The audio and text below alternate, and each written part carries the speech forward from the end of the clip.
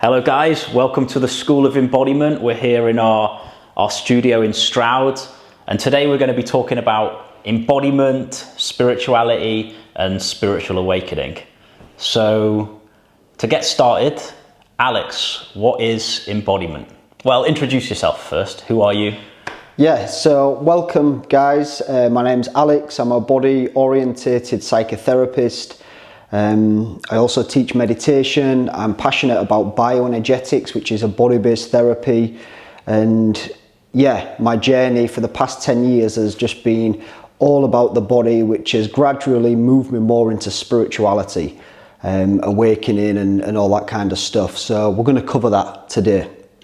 Yeah, so what is embodiment? How have you found healing and relief and freedom through the body? And how has coming into the body led to a greater level of spiritual depth or knowing? Well, for me, I find that working with the body and working with our emotionality, we come back to our authentic self, or we come back to our innocence. You know, like as we're born, when we're born, we get exposed to trauma, we get exposed to conditioning. And you know, this is not necessarily super harsh. Maybe if it is trauma, it can be harsh, but we just get exposed to life. We get exposed to something which isn't our innocence. You know, it is kind of like quite hard and stressful for the system. And as we go through life, layers and layers of this of experiences kind of cloud over our innate experience of spirit or of innocence. So when we work with the body, we tend to peel back the layers. So we kind of, when we're born, we start with this little ball of joy, this innocence. We get exposed to the harshness of life. Sometimes it's bigger for others in terms of, you know, traumas and whatever else.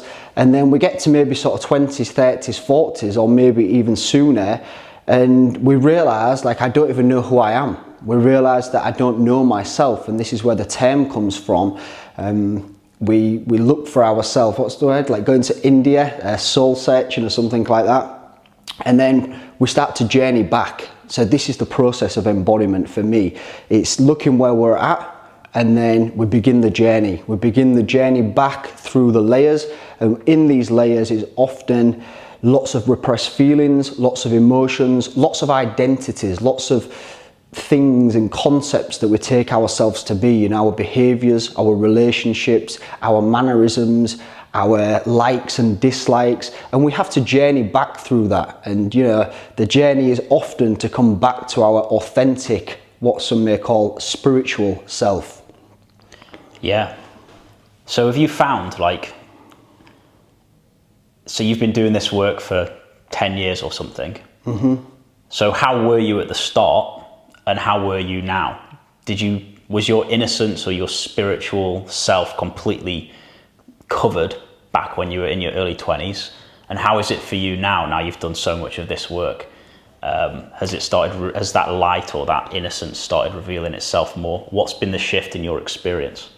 Yeah, I think the innocence is always there. I think regardless of the experiences, regardless of how identified we become, there's always that inherent goodness. You know, we're not really aware of it. I wasn't really aware of it, but maybe I was as well. I just didn't want to be aware of it because innocence and goodness and purity isn't how the world is. So for me, I pushed it to the back of my mind. But this is the brilliant thing, the amazing thing about spirituality and awakening and spirit is that it never really gives up. You know, even through all of the harshness, all of the concepts, all of the identities, there was an innocence in my experience, and I never really liked it. I never really liked to look at myself as innocent. But as I've gone through the gears, you know, of a time, and realised that that's what it's all pointing back to. It was that little bit of intuition, that little bit of softness that I had in my experience all them years ago. Well, not too many years ago, but yeah, back then there was an experience subtly of something which was a little bit more innocent, a little bit more free than this conceptual reality. Yeah, and it's funny that you say that the innocence never really gives up. And when you said that, something kind of came into my mind, which is like, the innocence can feel very small. And when we say innocence, that can be a confusing thing to people. When I first started hearing the word innocence, it didn't mean that much to me. So I'll give another few words for it so people can understand it. So it's innocence, or it could be this inner light, or this causeless joy, or this natural sense of goodness inside. They would be some more words that I would use to describe it. And you know it because you can see it in a child. You can see it in a young baby. You can see that they're exuding that innocence. So when you said that the innocence never really gives up on you, how I experience that is that when we're really, really suffering, when we've gone through all of the conditioning, and we've gone through school, and we may have had people calling us names, or traumas happening and all of this stuff, the knowing of that innocence can get really, really, really tiny. We never completely lose touch with it, but it can be so clouded by depression and aggression and anxiety and traumas and stuff that it seems really, really, really small. But the reason it doesn't give up on us, I would say, is because it's actually much, much bigger than the conditioning. It's much more what we are than the conditioning, because the conditioning comes and goes. The conditioning isn't permanent. No conditioning is permanent. But that space inside, which is innocent, which is free, which is good, even though it can be experienced as quite small, is actually vast, is actually huge. And that is what we really are. And that is what we can never lose. So when we start peeling away the layers of pain, the layers of conditioning that are laid down in the body, and when you release them from the body, the associated mind patterns release from the mind, naturally, without us trying to do anything, that experience of innocence or goodness or childlike joy just naturally grows until that becomes more dominant than the conditioning. And I guess where I find myself at now is that's quite large, and the conditioning is still quite large. So there's a big healing process going on where the conditioning is coming undone within the light or within the innocence. And I think a lot of us have found ourselves in that place. You hear about Eckhart Tolle going through this sudden awakening experience where he was sucked into a vortex and suddenly all his conditioning was gone. And we think that's what awakening is. That's what spiritual awakening is. But actually, I think for most people, it's a gradual undoing over many, many years where this light gets bigger and bigger, and that invites the conditioning to come out and unravel more and more. Yeah, it seems to be that there's an expansion of awareness. Like the more we get in touch with the body, and this is why body work is so crucial to spirituality, is that, you know, from our limited ego self or from our mind, our awareness tends to be constricted to the top part of the body, to our thoughts. But as we start to get more in touch with the body, we become more aware of our conditions, our traumas in the body. And really, it's an expansion of awareness. We just start to expand our awareness from this little me, like Eckhart Tolle, and the awareness expands to allow or to let more light flood the areas where there may be darkness. And I think this, for most people, is the journey. It is the journey to awakening. It's the journey of embodiment, whatever we call it. There is this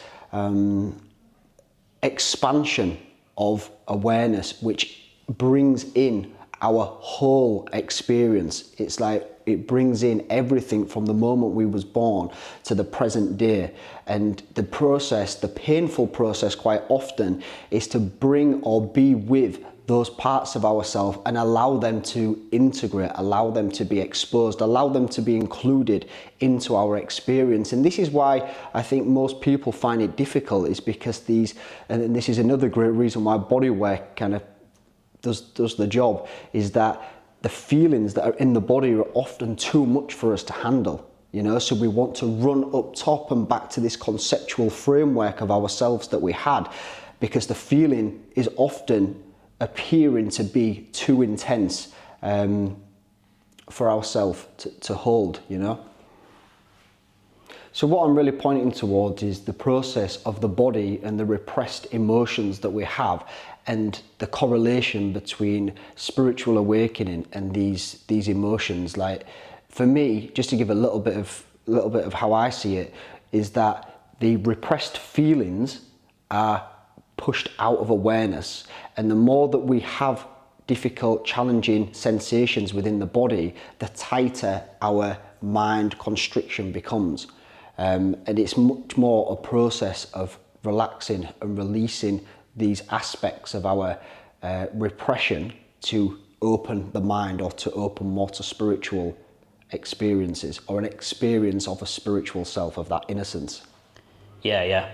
I mean, I would also say that our bodies and our minds are set up in a really magical way for us to go through this awakening process.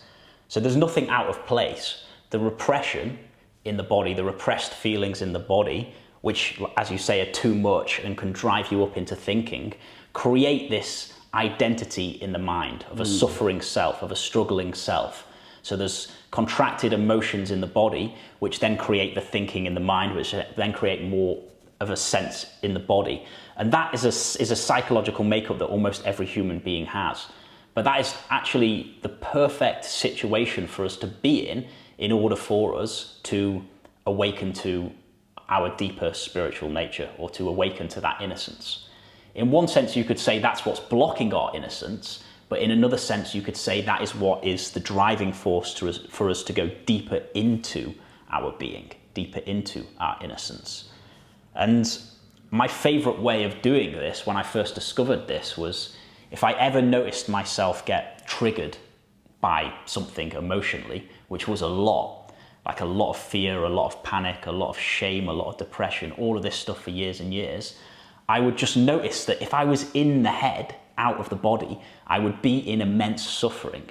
And there was a big contraction in that, a big contraction of suffering. But if I brought attention out of that and just brought it into the body wouldn't necessarily change. What was in the body wouldn't necessarily change. I wasn't asking it to change. The reason I was coming into it is because by coming into the body, I was coming out of the thinking. And the first time I ever did this, I came out of the thinking and into the body, something came alive. This little spark of, I would call it joy, but it's like I can feel it now as like a light. This little spark of light just lit up within my consciousness. And I was just walking around London. I'd got on the train down to London, and I just kept all of my awareness down in the body. There was panic in there, but I kept my awareness in it, so the panic wasn't rising into thinking. And when I stayed down in my body like this, there was joy, like ecstasy, joy. I was smiling, I was happy for the first time in years.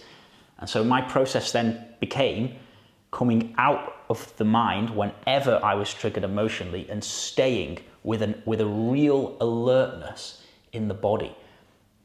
And that alertness is what you see in the eyes of every spiritual teacher or spiritual master that you see. There's an alertness there. Not an alertness that's really trying hard, not an alertness which is forced, but there's a natural, gentle alertness. And that alertness, that awareness, needs to be there in order for us not to be pulled into the identification in the mind. But another wonderful thing that happens when you bring attention into the body and everything that's held within it, your attention, your awareness becomes like this healing beam of light, and it actually meets the conditioning and the contractions within the body and starts scooping them and emptying them out of the nervous system.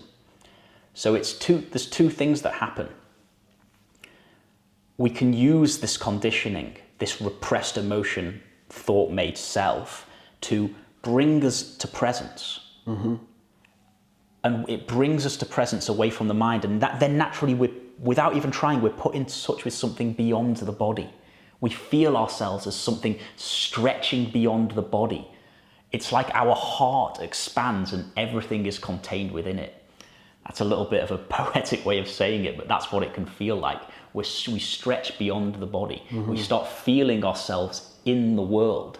We feel an intimacy with the world. Like if I look at the walls right now, I feel a warmth within the walls.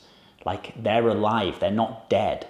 There's a love within them, there's a warmth within them, which can sound really weird, but it's true. When you come out of the body, when you come out of identification, you become everything in a way. And so we can step into that place, but also when we come into the body, a healing takes place, a transmutation takes place, and the conditioning naturally releases from the nervous system. So it's a pretty magical process, and it can be really fucking hard, because the more you wake up to innocence, the more you wake up to the light, the more this stuff wants to come out. The more space that opens up, the more this stuff wants to come out. So you have to be really strong. You have to have a lot of strength to go through this process. And you have to have a lot of courage to meet these feelings inside, to meet the deepest, darkest feelings inside. But when you meet a deep, dark feeling and you truly meet it, you see that that dark feeling is simply a contraction of life force energy. No matter how dark it is, it's still the same life force energy which you experience as joy. And so when it's met with awareness and it can unravel and open up, it's like the darker it is, the lighter it is when it unravels. And all of these contractions which unravel and unravel over time awaken new qualities of consciousness within you. It's just making me think as you're talking, like the darker it is, or like the bigger the contraction, the greater the light is that is held within. And you know, I've had many experiences where I've had to sit for sometimes like hours or maybe even days of just sitting with some darkness, some density, and it just really doesn't want to move. And the stories and narratives that go with this density, with this feeling of heaviness, like it just can't shift, it just can't move on, it's going to stay forever, it's not going anywhere. Like all of these stories and thoughts that I have running through my head in those dark moments, and then totally spontaneously something just lifts. It's almost like the more attention and awareness you bring and feed into those dark areas, the more it likes it, the more it responds, the more you get a yes from those parts of ourselves. And as you say, the more they light up. And when that lighting up happens, you can really feel it. You can really feel it in the body. You know, there's an expression, I don't know if it's in like Chinese medicine or something like that, where they talk about the light body, or maybe Kundalini, the light body. And I think it's something like that. When you sit in that darkness, when you really dive into it, after a certain amount of time of giving it energy, space, awareness, something pops, something opens up. And maybe in the case of Eckhart Tolle, he had that instantly, just everything in one moment just kind of opened up. Ramana Maharshi, he was another one. I know there's a few others. But I think for most people, it is just there's such commitment and dedication to every single day, not every day, like every hour, every half an hour of just throwing yourself into the body and seeing what's there, seeing what darkness, seeing what density. And this is why it can feel like a drag. You know, I often encourage people when they work with the body, you have to have a level of commitment. There has to be a willingness to look at yourself. It's not love and light. You know, it's more like dark and dangerous. Like that's how it feels. It's dark, it's dense, you're in it, it's terrifying. Existential crisis is going on left, right and centre. But this is the work. This is the work. And you know, when we can comprehend that this is the work, when we can internally surrender to this is what we're doing here, things do get easier, and you begin to understand yourself in a more fundamental way. Like, okay, signpost, resistance, this is it. I know the dance. I know the deal. Yeah, that's the thing. Like you say, it's dark and dangerous in a way. That's how you could describe it. But it's much less dark and dangerous than being completely dissociated and identified with the thinking mind. Well, it's dark and dangerous, but it's also liberating at the same time. When you do this work, and when you first start out, it can be pretty terrifying. But sorry to interrupt, but just to add in there, it's also liberating. Dark and dangerous doesn't necessarily mean suffering when you're in the body. Exactly. It can be dark, dangerous, and complete ecstasy. All simultaneously. You know, when you get to grips with the process. But continue. Yeah, like you get to a point. I don't want to scare people with this, because we're quite extreme in our emotional nature. That's another thing that people need to know. We're quite extremely emotional people, and we've been through some extreme sort of emotional, psychological challenges. So we're kind of used to that stuff. But there gets to a point where you could be lying in bed at night. Sometimes if I've meditated for a few hours before bed, I can lie in bed at night, and then I just this wave of like the most intense fear of doom and death comes over me. And I could just sit there and just like, okay, I'm just going to fall into this. And I just fall into it. And there's this big smile on my face, and it's scary and the body's shaking, but I'm dropping into it. And and in that, the mind drops and something opens up. And it's like you can just be pulled into this sort of whirlpool of opening and releasing and awakening. And it's a really, it's a powerful, magical process. But it can be difficult as well. Yeah, and it's, as you say, it's deeply healing. But I had it the other night. I'll just quickly share it that maybe 2-3 nights ago, I was meditating, I was feeling my body, and then I thought, oh, okay, I'll watch something on TV. I never watch TV, but I'd done my bit, I'd done my practice. It's time to go to sleep. I go get in bed. This is just a few nights ago, and then there's just this like impending doom feeling coming across me, like just having all of these thoughts. And this is it. This is when I say you start to pick up on the signs. I had all these thoughts coming in that like one day this body will no longer be, one day everything I see around me is gone. One day I'll be non-existent, and quite soon. And it's just like, I say quite soon, like a human lifespan is relatively short in the grand scheme of things. And that seemed to be in response from working with my body, like a couple of hours before that, breathing, feeling, meditating, opening. And as you open, it's often the case that we get these types of thoughts and feelings coming up. However, when these feelings and thoughts started filling my experience, it wasn't necessarily like, this is terrifying, this is scary, this is dangerous, this is not good. I wasn't analysing it. It was almost like a yes from me, like yes, not watching TV, put the iPad down, let's sit with this. I'm almost like, thank you. I'm almost like, thank you. I'm like, this is fucking reality.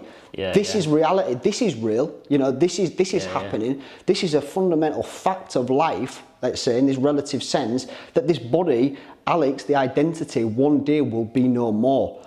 And in that moment, I got to sit with it. And it was like waves of fear, and my body was kind of disappearing, and like I had my eyes closed and I was open, checking in if I was still here, like all of this kind of stuff.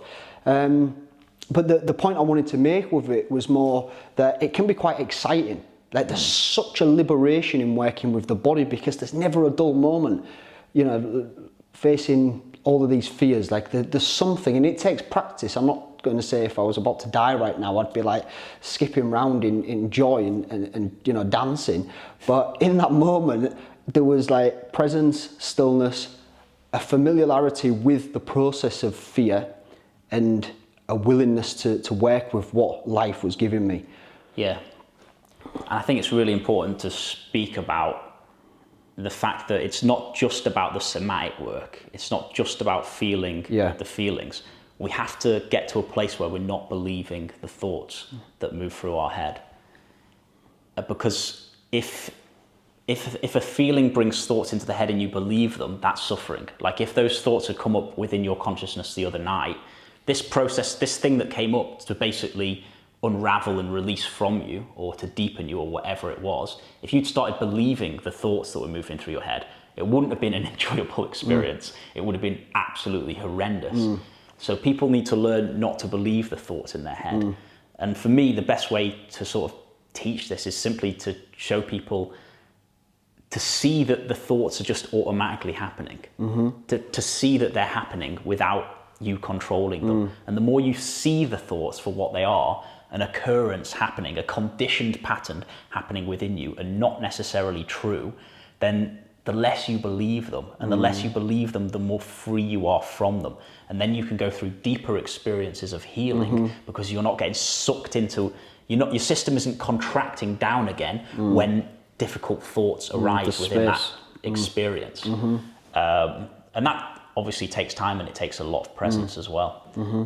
But yeah, I just wanted to mention that. Yeah, it is, and also like it's a really good point, because I'm saying how, and I'm believing that this is a fundamental fact, that this body is going to die. There's going to be a death of Alex, but then there's also like an other aspect of the spiritual work, which is like investigating who am I? who is Alex, or where is Alex, where is this body that's going to die? And with that, it gives the space what you're talking about, so we can dive in, feel, breathe, heal through the body, but then to really kind of work with this kind of death thought, or this going crazy thought, which is quite a big one, I want to lose my mind, to really work with these big challenges, these kind of big fundamental fears that we have.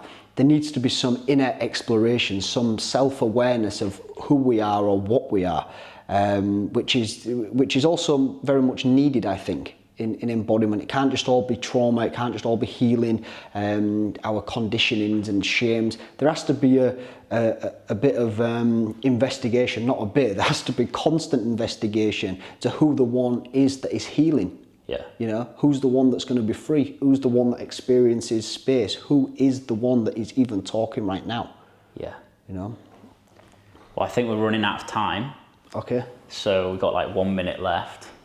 But yeah, it's funny how we just start talking and see what comes, and then we get into some like intensity of facing fears of death and losing our mind and all of that stuff. But that's the way that we're wired, I guess, more privately.